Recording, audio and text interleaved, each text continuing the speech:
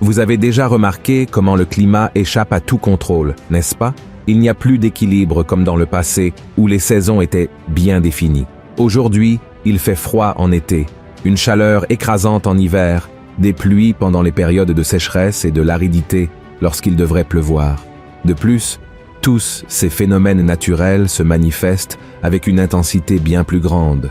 Trop de chaleur, trop de froid, des tempêtes de neige, des tempêtes, des ouragans, des incendies, des inondations, des sécheresses.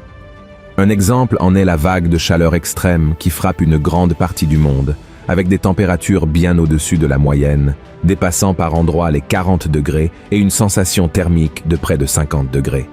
Autrement dit, c'est comme un désert. Pendant ce temps, dans de nombreux endroits, les pluies inondent les villes et tuent des gens, et en Amazonie, une sécheresse rarement vue dans l'histoire détruit la faune, la flore et nuit à des milliers de personnes qui y vivent. Tout cela est le signe que quelque chose ne va pas du tout avec notre planète.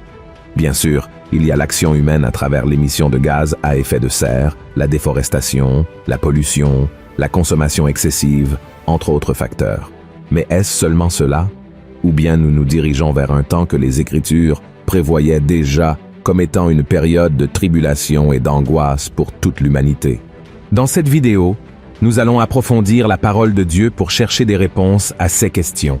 Et plus que cela, nous allons examiner une théorie scientifique de plus de 100 ans qui pourrait se réaliser maintenant. Mais avant de commencer, je voudrais vous demander de vous abonner à ma chaîne.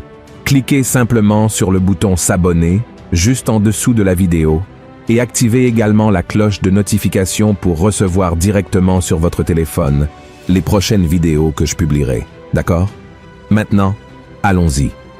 Nous pourrions parler de tous les problèmes climatiques de la planète, mais la situation est tellement grave que ce qui se passait il y a quelques années seulement dans d'autres pays se produit aujourd'hui assez fréquemment dans le monde entier. Par exemple, la région sud du pays a souffert de fortes pluies et de terribles tempêtes. La dernière a tué des dizaines de personnes et laissé des centaines de familles sans abri. De plus, des routes ont été fermées, des ponts se sont effondrés, des cultures ont été détruites. Un scénario de chaos et de destruction causé par un cyclone extratropical qui s'est formé à partir de la collision de grandes masses d'air chaud et froid. Mais ce n'est pas un phénomène isolé.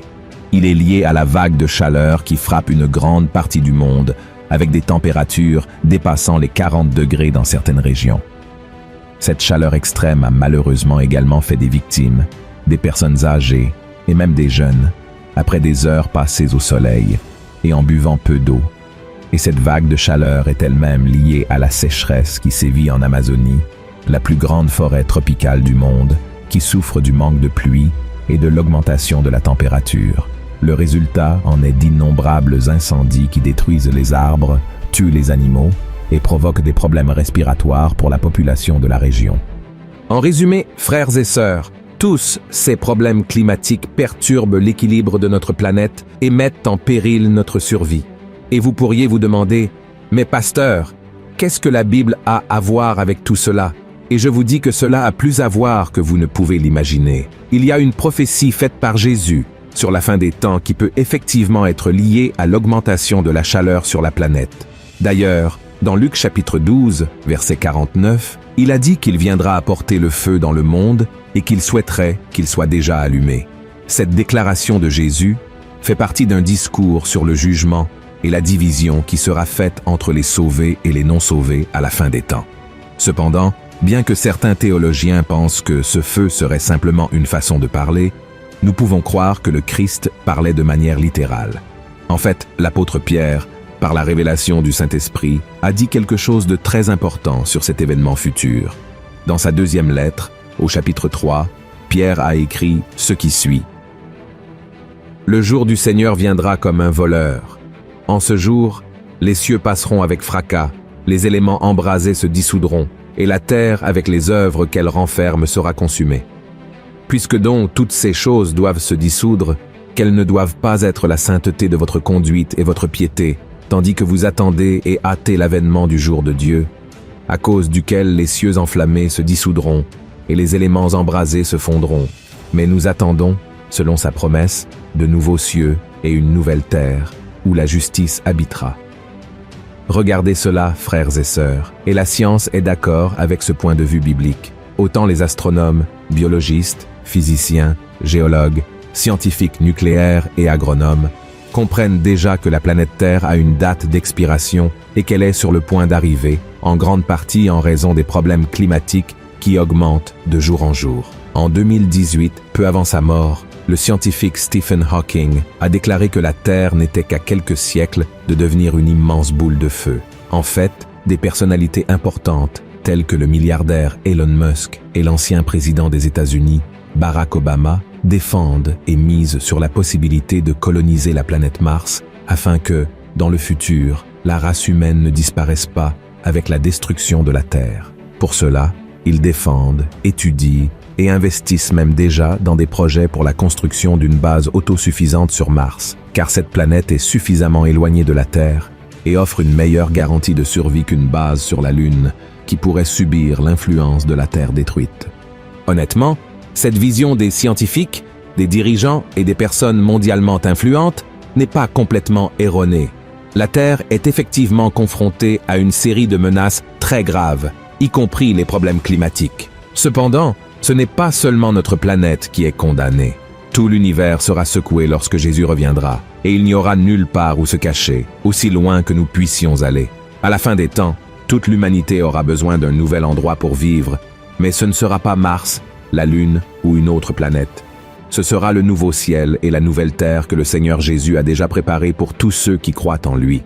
Et maintenant, c'est le moment de parler de cette théorie scientifique de plus de 100 ans qui, apparemment, commence à se réaliser sous nos yeux. Selon les prévisions des scientifiques, le monde est sur le point d'assister à un grand événement climatique qui n'a rien à voir avec une théorie du complot, mais qui n'a reçu aucune attention des grands médias. Le scientifique russe Alexander Tchidjevski a déclaré en 1922 qu'il existe des cycles solaires qui provoquent un grand tremblement convulsif sur Terre, entraînant de terribles pluies, inondations, tornades, ouragans, tremblements de terre, aurores boréales, incendies de forêt et tempêtes magnétiques et électriques. Ces dernières provoquent même des interruptions d'alimentation électrique, des défaillances des systèmes de navigation et des interruptions de fonctionnement des systèmes de communication, ce qui pourrait même nuire à notre Internet. Ce cycle solaire a une influence encore plus grande que nous pouvons l'imaginer.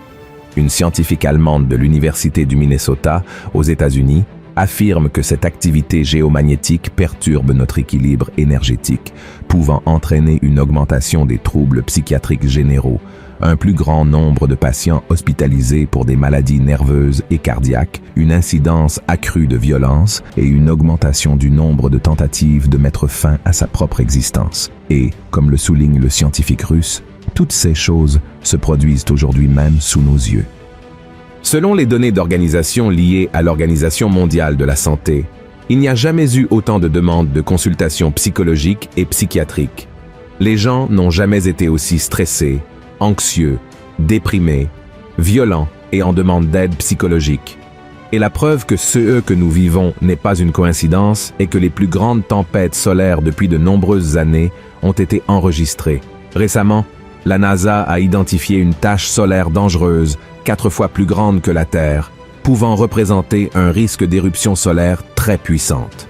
Ces éruptions peuvent même causer des dommages graves au système de communication et d'énergie de la Terre, en plus d'augmenter le rayonnement cosmique, entraînant des risques pour la santé physique et mentale. Maintenant, c'est une mise en garde pour ceux qui ont l'habitude de douter des prophéties bibliques, cherchant des justifications scientifiques à tout. Ce n'est pas parce qu'un phénomène peut être expliqué par la science qu'il ne peut pas être un signe de Dieu. Au contraire, Dieu est le créateur de toutes choses. Tout lui appartient. Et si aujourd'hui l'homme peut comprendre certaines choses sur l'univers et la nature, c'est parce que Dieu lui-même l'a permis. Regardez ce que le prophète Daniel a dit au chapitre 2 sur la puissance du Seigneur. C'est lui qui change les temps et les circonstances, qui renverse et qui établit les rois, qui donne la sagesse aux sages et la science à ceux qui ont de l'intelligence. Il révèle ce qui est profond et caché, il connaît ce qui est dans les ténèbres, et la lumière demeure avec lui. Amen. Frères et sœurs, en tant que chrétiens, nous ne pouvons pas ignorer quelque chose qui a été dit par le Seigneur lui-même. Nous devons prêter attention aux choses qu'il a déclarées qui se produiraient, y compris dans la nature, car cela signifie que le jour de son retour approche. Et nous devons être prêts pour cela. Jésus lui-même a dit dans Matthieu chapitre 24 que nous devons veiller et être prêts, car nous ne savons pas quel jour il viendra. Cependant, il est important de préciser que Jésus ne veut pas que nous arrêtions nos vies à cause de ces situations. Il ne veut pas que nous perdions notre concentration, qui est de vivre l'Évangile et de prêcher au plus grand nombre de personnes. En même temps, nous ne pouvons pas faire semblant que les signes ne se produisent pas. Le Christ nous ordonne de rester vigilants pour voir tous les signes. Avant de conclure, je tiens également à préciser que les changements climatiques et les catastrophes naturelles ne sont pas les seuls signes que le jour du retour de Jésus est proche. Il y a de nombreux autres signes. Certains se sont déjà produits, comme par exemple la renaissance d'Israël. D'autres se produisent maintenant, comme les guerres et les révolutions, la propagation des épidémies, l'augmentation du péché et la multiplication des connaissances, qui se produisent aujourd'hui de manière très évidente. De plus, il y a des signes qui se produiront encore, parmi lesquels le réveil de la foi, la prédication de l'Évangile dans le monde entier et bien sûr, l'émergence de l'Antéchrist, l'annonce de temps de paix dans toute la terre et le début d'un gouvernement mondial. Frères et sœurs, la venue de Jésus ne se résume pas seulement aux événements liés au soleil et au climat sur terre, mais ces signes nous montrent qu'il est sur le point de revenir. Face à cela, je vous pose la question, si Jésus revenait demain, seriez-vous prêts à vivre avec lui pour l'éternité? La fin des temps peut commencer dans 100 ans, 500 ans, ou même la semaine prochaine. Nous ne savons pas, alors ne remettez pas à plus tard ce que vous devez faire maintenant, c'est-à-dire vous repentir de vos péchés, croire en Jésus comme votre Seigneur et Sauveur, et commencer à marcher sur son chemin. Amen. Les cieux et la terre vous avertissent déjà de cela, et j'espère sincèrement vous retrouver dans l'éternité pour régner ensemble dans un temps de paix, sans mort, sans douleur, sans souffrance, car c'est le plan original de Dieu pour toutes les personnes. Amen. Si vous avez aimé ce message, partagez-le avec vos amis, votre famille, et abonnez-vous à ma chaîne. Que Dieu vous bénisse, et à la prochaine vidéo.